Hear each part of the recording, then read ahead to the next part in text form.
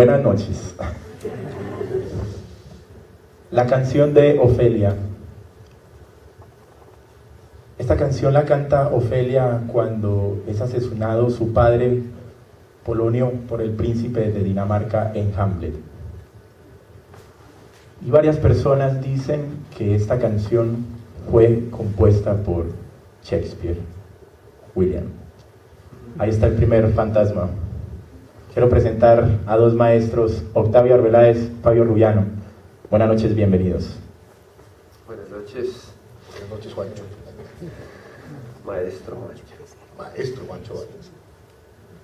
Primero queremos dar las gracias a la Casa Teatro del Poblado por invitarnos a compartir este espacio maravilloso y tan agradable y tan grato para hablar un poco acerca de si Shakespeare escribió a Shakespeare, que es la primera pregunta.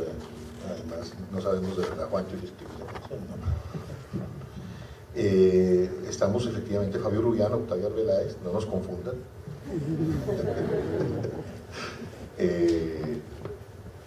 Y vamos a conversar un poco sobre las teorías alrededor de la autoría de Shakespeare, sobre la cual hay una enorme cantidad de tesis, algunas un poco locas, otras más locas aún, y todo parte de hipótesis intelectuales y elaboraciones cuyas premisas son bastante curiosas. Entonces, yo me aproximé al tema desde una película que lamentablemente todavía no ha llegado a Colombia, o bueno, no tan lamentablemente porque también me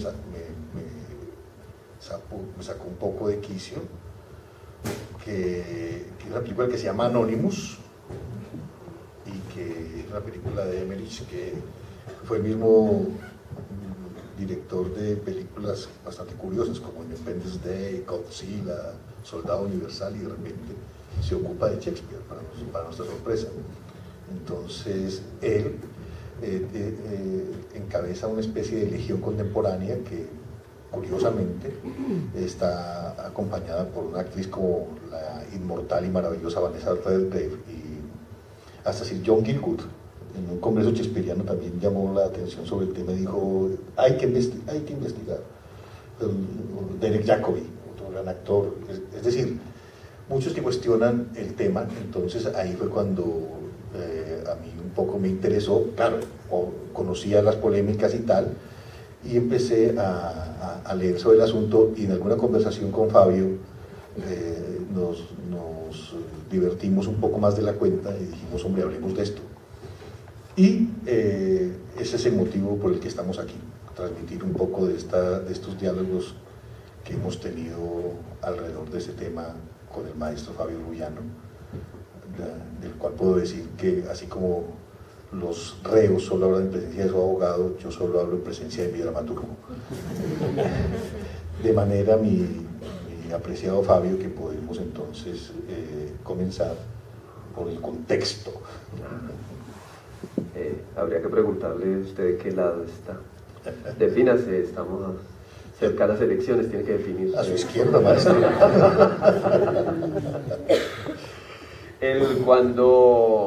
Cuando a uno le dicen la primera vez, cuando uno como estudiante de teatro, como teatrero, como autor, como director, o como todo lo que nos toca hacer en nuestro medio teatral, cuando le dicen que Shakespeare no fue Shakespeare, lo primero que uno hace es rechazar. De inmediato uno rechaza. ¿Cómo así que no fue Shakespeare? Por varias razones. La primera razón es que no acepta uno tan fácil la caída de los dioses. Shakespeare es un dios, es una imagen inmaculada, santa y inigualable, el más grande escritor de la historia, el ejemplo, el que genera rupturas, el que marca todo un hito, el que le da de verdad la imagen potente a los dramaturgos, y me dicen, no, es que no era él. Entonces lo primero que uno hace es rechazar por eso, por la caída de los dioses. La segunda es que muchos de los que hacemos teatro somos de extracción popular, venimos de las clases populares, no todos, hay excepciones. ¿Te refieres a...? Entonces, que cuando dicen, no, es que Shakespeare no pudo haber escrito eso, sencillamente porque era pobre, porque era hijo de un granjero, de un fabricante de guantes. Fabricante de guantes, que también trabajaba la madera. No. Es como, entonces uno vuelve a hacer la pregunta directa, es, entonces todo lo del pobre es robado. Y un argumento poderoso sobre el cual va a hablar Octavio es que es una frase un poco odiosa, y es que dice, no puede escribir Shakespeare no pudo haber escrito las obras de Shakespeare porque tenía poco latín y menos griego, cuando el latín y el griego eran idiomas necesarios como para pertenecer a la alta cultura de la época isabelina, a lo que ellos creen que es alta cultura, que en realidad era baja cultura. Ser dramaturgo y ser teatrero en esa época pues era un poco difícil. Y hay una tercera razón por la cual uno rechaza de inmediato la teoría de que Shakespeare no fue Shakespeare, y es que, digamos, desde este lado del mundo, desde Colombia, todos nosotros los que han hecho teatro saben cómo es. Hemos tenido que pasar como por todos los puestos del servicio militar obligatorio que significa hacer teatro. Entonces a uno le ha tocado hacer luces, a uno le ha tocado hacer vestuario, a uno le ha tocado robarse los vestidos de la casa que pertenecían a alguna tía, a alguna prima, sacar un balde, sacar sin permiso una bicicleta, conseguir sacar la máquina de coser de la mamá para una obra, un mueble, los trasteos. A uno le ha tocado hacer muchas cosas, a veces dirigir y a veces escribir teatro y a veces actuar, pero digamos toda esta parte administrativa y técnica no sabemos cómo se vive, y un poco eso nos hace identificarnos con la manera y los mecanismos de producción que tenía el teatro isabelino. Otra de las razones otra de las razones emocionales para rechazar la teoría de que Shakespeare no era Shakespeare y que un teatrero de extracción popular no podía escribir ni hacer obras de esa calidad. Dentro de las primeras personas que salen con esa teoría es una señora que se llama Delia Bacon, que dice que las obras de Shakespeare fueron escritas por Francis Bacon. Aquí tenemos a don Francis Bacon,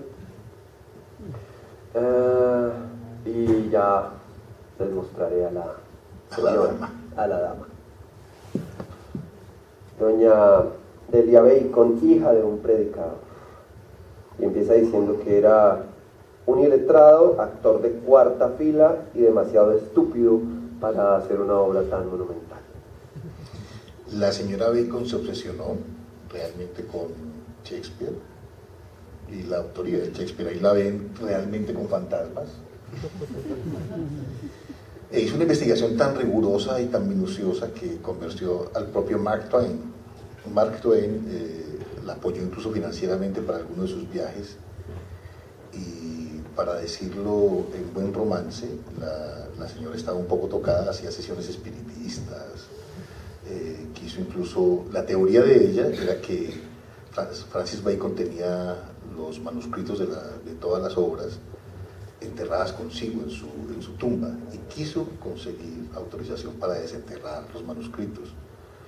La señora mantenía esas tesis peregrinas gracias a unas voces que le decían que efectivamente Shakespeare no podía y no, de ninguna manera, había escrito esas obras, y convenció con algunos argumentos más bien imaginativos que otra cosa a Mark Twain y una serie de intelectuales, porque además debemos decir, un poco anticipándonos a todo, que es una larga legión de intelectuales los que creían esto.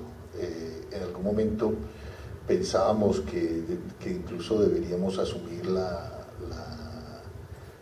esa cosa crítica que siempre han asumido los intelectuales. Y en el panorama están desde Sigmund Freud, que era un profundo conocedor de la obra de Shakespeare. De hecho, hay en toda la obra de Freud hay más de 100 citas alrededor de la obra de Shakespeare. Él era un erudito shakespeariano y tenía un grupo que se reunía sistemáticamente, Y él llegó a la historia de Delia Bacon a través de Looney, uno de los críticos más curiosos y con una teoría más arrevesada. Looney, de hecho, hacía juegos de palabras con él, que era un lunático, es decir, decía cosas medio absurdas, y él, con su hermano gemelo,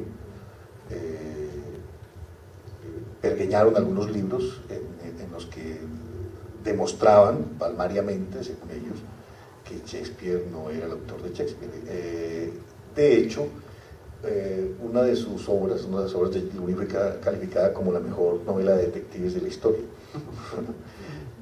Él murió de Ernst y John Looney entonces hizo una sesión de espiritismo famosa, no sé si trajiste la ouija o te llegó, en la que invocó a su hermano y le pidió por favor que lo iluminara, y su hermano ratificó la teoría desde el más allá. Y así como Delia Bacon planteaba esto, él estaba en lo cierto. Pero como esto es poco adelantarme a los hechos, quedemos en Delia Bacon y en cómo ella convenció a Mark Twain y trató con argumentos bastante peregrinos que no tenían mucho que ver, sino con fundamentos de orden descalificatorio alrededor de una hipotética falta de conocimiento por parte de Shakespeare, de rudimentos elementales de diplomacia, no tenía mundo, no tenía altos vuelos, no había viajado fuera del ámbito territorial inglés, etcétera, etcétera. Entonces, por esta razón, definitivamente él no podía hacer, no tenía las herramientas, y además no tenía el conocimiento profundo de los idiomas y de los discursos al uso en la época. Desde luego, esto fue muy controvertido, y esa afirmación alrededor del latín y el griego, que correspondería a lo que hoy algunos dirán que es que la verdad está en inglés, pues corresponde a que se es más o menos ignorante o se tiene más o menos vida, el conocer los intríngulis de la corte, el conocer cómo funciona el mundo, etcétera, etcétera. Entonces, esta es la primera que logra convencer a muchos ilustres intelectuales. Hay que anotar que Delia Bacon, como para dar algunas referencias de todos estos personajes que acaba de nombrar Octavio, Delia Bacon muere en un psiquiátrico, ¿no? La señorita... No ha muerto. La señorita Delia Bacon muere en un psiquiátrico, además era señorita. Mark Twain, al que ella convenció, también sostenía que la reina Isabel era un hombre. Cosa pues que me parece muy extraña, porque Mark Twain era un intelectual de una gran estatura, muy fortalecido, y pues entonces estaría ahí alterando la historia. Si la reina Isabel era un hombre, quiere decir que si Enrique VIII mató a Ana Bolena porque no le había dado un hijo hombre, entonces decapitó en falso. Hay una doble injusticia, o es que ya le había echado el ojo a Jane Seymour y se quería casar, y entonces ya no podía volver a cambiar de religión, sino que le tocaba decapitar. Bueno, entonces Mark Twain decía que la reina Isabel era hombre, doña Delia Bacon decía que las obras las había escrito Francis Bacon y Sir Walter Raleigh también, el pirata, el que le cascaba los barcos españoles y llevó mucho oro de nuestras tierras para la corte inglesa, que después, bueno, terminó siendo ejecutado en el patíbulo de Tyburn por la propia Isabel I. Pero el centro, y eso es muy importante no olvidarlo, el centro de todo era el pensar que van al pueblo natal de Shakespeare y no encuentran muchos datos de la vida de él. Entonces dicen, si se sabe tanto de tantas personas, ¿por qué no se sabe nada de Shakespeare y por qué no se encuentra documentación escrita acerca de su vida, de su nacimiento y de esto? De hecho, hay una anécdota muy curiosa de una familia, un señor de apellido Ireland, Samuel Ireland, que era un personajazo. Entonces el tipo vivía obsesionado con tener algo de los manuscritos de Shakespeare. Y era su obsesión, y decía que no iba a morir feliz si no tenía en sus manos un manuscrito de Shakespeare. Y de repente su hijo conoce a un anticuario que le dice, busque, algo encontrarán aquí en los documentos que tengo. El tipo hurga en esa enorme cantidad de documentos y desempolva aparentemente los manuscritos, incluido un manuscrito del rey Lear y una carta en que Isabel, la reina, le agradece el envío de tan bonitos poemas. El señor muere feliz y poco más tarde se descubre que todo era una falsificación de su hijo.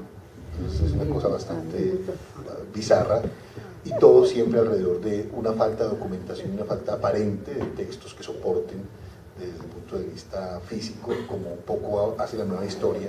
La nueva historia siempre se basa en documentos y en referentes, aparte de la vida cotidiana y de la reconstrucción de la vida cotidiana, que es el discurso que atraviesa la nueva historia, el soportar las cosas en documentos físicos, y el documento físico que definitivamente hace que este buen señor muera en un éxtasis orgásmico, era una hipoteca de Teatro del Globo. El otro que defendía la tesis de la señorita Bacon era un señor que se llama Ignatius Donnelly. Dentro de las teorías, aparte de la de que Shakespeare no era Shakespeare, que él defendía, él tenía una teoría diciendo que los aztecas y los egipcios descendían de una misma raza que estaba hundida en la Atlántida. Y trató de demostrar por fórmulas matemáticas que, haciendo un trabajo extenuante de las fórmulas matemáticas de la composición de los versos dentro de todas las piezas de Shakespeare, tenían un código secreto que iba a demostrar que Shakespeare no era Shakespeare. Obviamente todo fue rebatido y pues no tienen toda la potencia ni la seriedad que pueden tener como las otras teorías. Hay estudiosos, aparte de todos, Freud, sobre Freud, James Shapiro dice, claro, Freud no quiere que Shakespeare sea Shakespeare porque él necesita matar al padre. No puede soportar que alguien que no sea él haya hecho un estudio tan profundo de la mente y del comportamiento humano.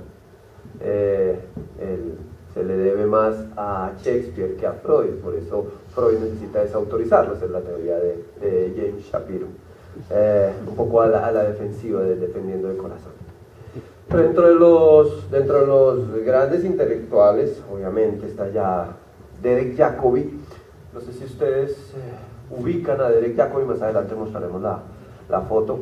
Hubo en los 80 en los 80 presentaban, bueno, la mayoría de ustedes no han nacido, pero los han repetido, presentaban todo Shakespeare hecho por la BBC para televisión, y había un actor que hacía casi todos los personajes protagónicos de Shakespeare, que era Derek Jacobi. Fue muy famoso porque protagonizó una serie también de los 80 que se llamaba Yo Claudio, y él hacía de Claudio. Ahora pues participa ha participado en otras películas, pero ya no tiene como la misma presencia. Él es uno de los grandes defensores de la teoría oxfordiana, que dice que Shakespeare no fue Shakespeare y que Shakespeare fue el conde de Oxford. También estaba Vanessa Redgrave, que ya activista política, candidata al Oscar, candidata al Consejo parisino por el partido trotskista. Esa es otra que dice que no, que Shakespeare que alguien popular no pudo haber escrito tantas cosas, que tenía que haber sido el conde de Oxford. Antes de entrar en el Chaplin conde, tampoco creía. Chaplin lo dudaba. Y Orson Welles tampoco, era de los que cuestionaban. Hombre, no, tantos juntos. Es que menciona hasta a Malcolm X. No sé por qué Malcolm X. En fin. Es como todas las extremas. Antes de entrar en el grueso del conde de Oxford, que es donde más hay coincidencias para demostrar que el conde de Oxford, o Edward de Vere, que es la misma persona, fue el autor de las piezas de Shakespeare, hay otra teoría que es muy divertida y que es muy bonita, y que sería la única que uno de pronto aceptaría, o por lo menos desde este lado, que es la teoría Marlowe. Marlowe nace en el mismo año de Shakespeare, en 1564. O sea que este año también se celebran los 450 años del nacimiento de Marlowe, pero nadie se acuerda de Marlowe, todos se acuerdan de Shakespeare. Christopher, de hecho. Christopher Marlowe. Y es una teoría muy divertida que tiene como un sustento histórico.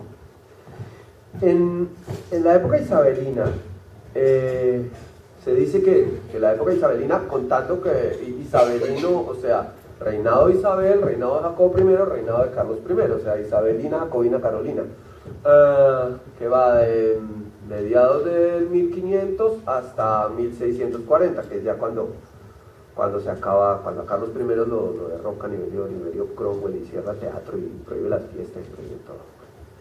Entonces, en el teatro isabelino, dice que es la época de la historia donde hay más público especializado en teatro. Había 5 teatros y había por lo menos 3.000 espectadores al día. Había una gran competencia en espectáculos, que era el patíbulo de Tyburn, donde la entrada valía 10 chelines. El teatro valía por lo menos 10 veces menos. Los actores, los actores siempre cobramos barato. Nuestros siempre. Estaba el patíbulo de Tyburn, donde estaban todos los espectáculos de castración, hoguera, descuartizamiento, decapitación, desmembramiento, etcétera, etcétera. Ese era el espectáculo por excelencia que había en ese momento. Estaba el otro espectáculo, que eran las peleas de osos, que era muy popular, que incluso se hacían peleas de osos dentro del castillo, dentro del palacio, dentro de la corte, y estaba el teatro. Los castigos eran muy comunes, por traición, porque había un rumor que decía que alguien estaba traicionando a la reina, que alguien estaba tratando de traicionar a la corte. Había castigos porque se hicieran obras que atentaran contra la moral. Había torturas muy fáciles por algún descache que pudiera tener algún dramaturgo. Ahí varios tuvieron que chupar tortura y cárcel. Uno de ellos fue Thomas Kidd. Thomas Kidd, que era otro dramaturgo de la época, autor de una de las piezas bandera de la época isabelina, que se llama La Tragedia Española. Tragedias de venganza, tragedias con muertes, con muchos actos sangrientos, porque eran muy populares los actos sangrientos. Pues estaba en la competencia del patíbulo y las peleas de osos, pues había que hacer obras donde hubiera harta sangre. Entonces, en una de esas, por unos panfletos que aparecen, capturan a Thomas Kidd, se lo llevan, lo torturan. Él compartía habitación con Christopher Marlowe, y entonces Thomas Kidd dice, no, yo no dije eso, yo no hice esos panfletos los escribió Marlowe, que es mi roommate, mi compañero de cuarto. Van y allanan la casa donde viven, encuentran unos panfletos muy fuertes, y le quieren dar cacería a Marlowe. Marlowe ya había sido antes apresado por un asesinato, entonces ya está, y bueno, lo habían perdonado. Esta era ya la segunda falta, o sea, le iba a ir muy mal a Marlowe.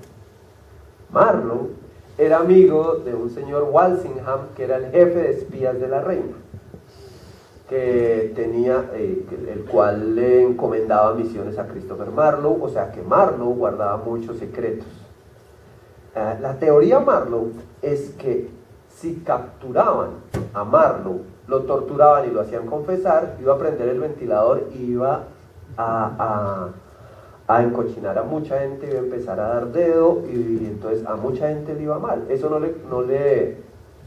le convenía a Walsingham, que era jefe de espías de la reina. María del Pilar Hurtado de la época.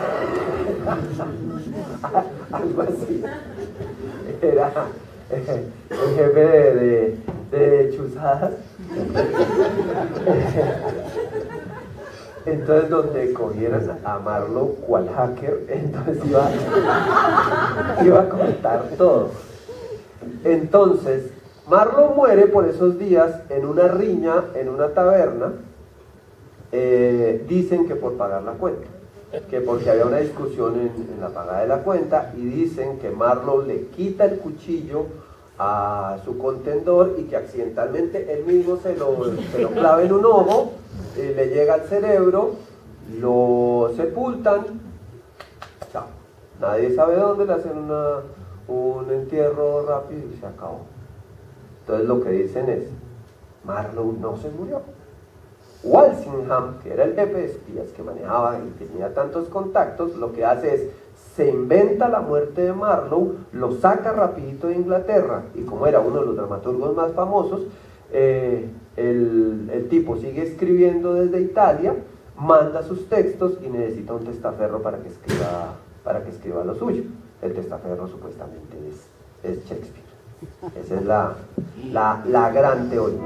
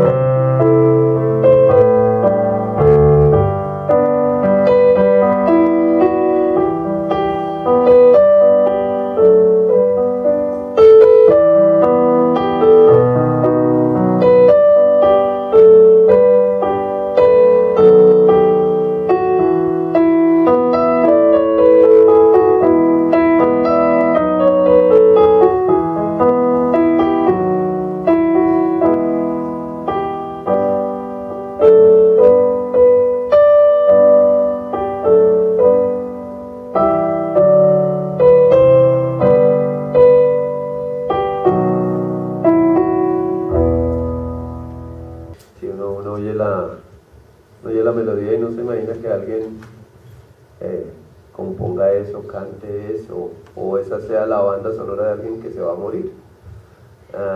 Sin embargo, pues ahora oyéndola yo pensaba, claro, es que Desdémona muere pues sana, ya casi que ni se entera de por qué es que la van a matar, que ya nunca le fue infiel a Otelo, y de pronto Otelo la mata porque Yago le mete el veneno de los celos, que es infalible, el veneno de los celos a Otelo, sencillamente porque no, la teoría es que no le dio el ascenso.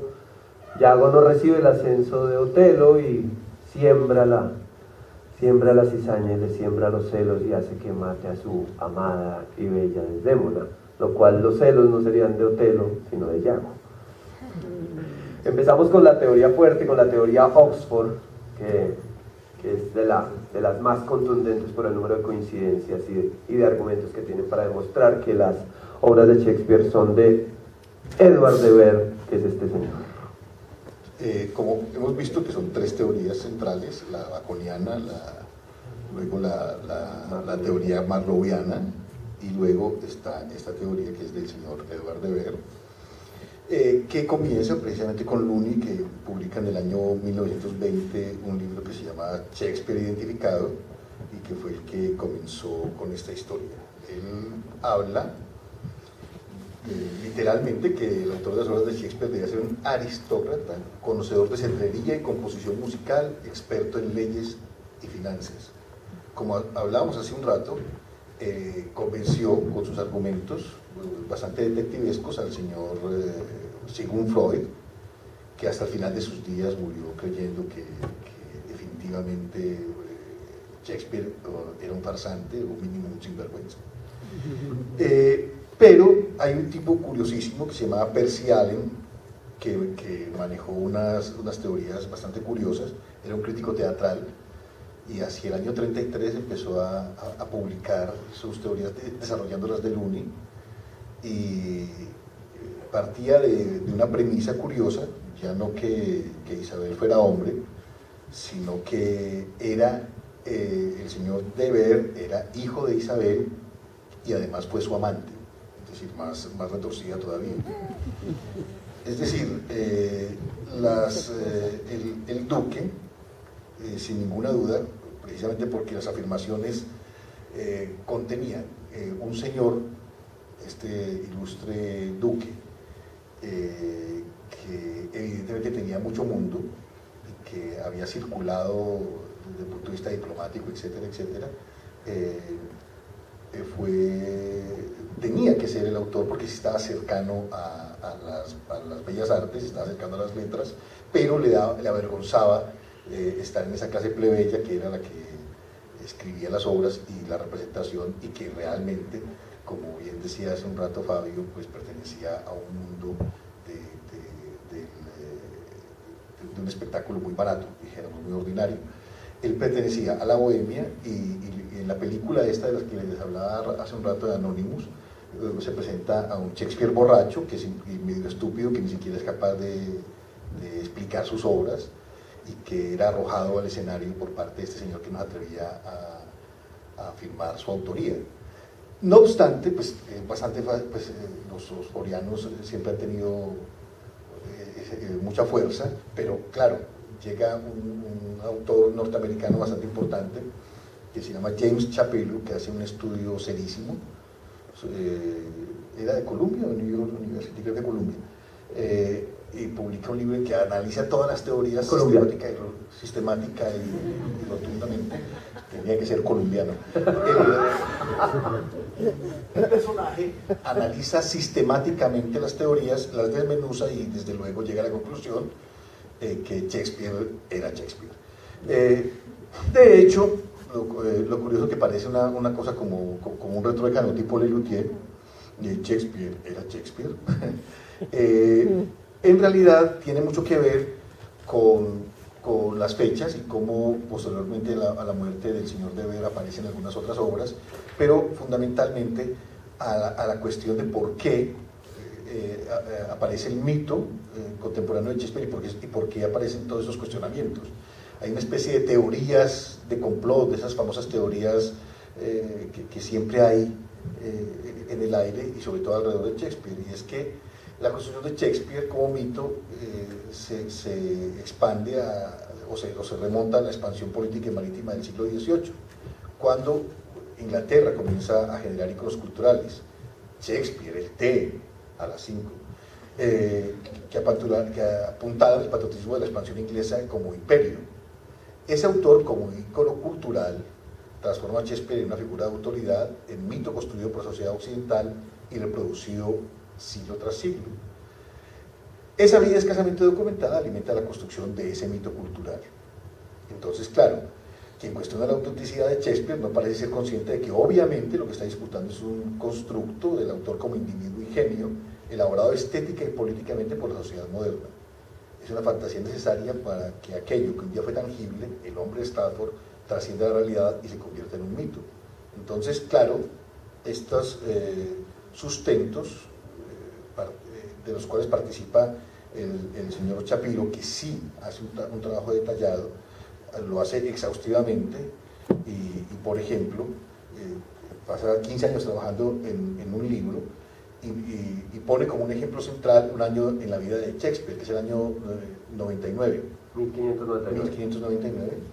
Y ahí detalla exhaustivamente ese año clave en la carrera del autor, que es cuando escribe Enrique V y Julio César, y es cuando se vuelve el hombre más representativo de la dramaturgia de lengua inglesa, y lo demuestra palmariamente, pero no obstante la gente sigue construyendo y queriendo dejar en el aire las dudas, pese a que hay demostraciones científicas y objetivas, insisto, desde la perspectiva de la construcción de un discurso como el que hace Chapiro y algunos otros académicos contemporáneos que han publicado libros y estudios rigurosos con fundamentos científicos desde el discurso, insisto, de la nueva historia. No obstante, prefieren las teorías novelescas, noveladas y argumentos más propios de la retórica y y de las novelas de detectives. ¿Por qué si Shakespeare escribió las obras, por qué no encuentra un manuscrito? ¿Por qué si Shakespeare era tan importante no existe en su casa una placa? ¿Por qué si Shakespeare, es decir, desde luego también importa mucho desde el punto de vista contemporáneo porque alrededor de Shakespeare se construyen obviamente elementos de turismo cultural a su pueblo natal. Le ingresan decenas de millones de libras al año porque la gente va en peregrinación a visitar la casa del ilustre caballero.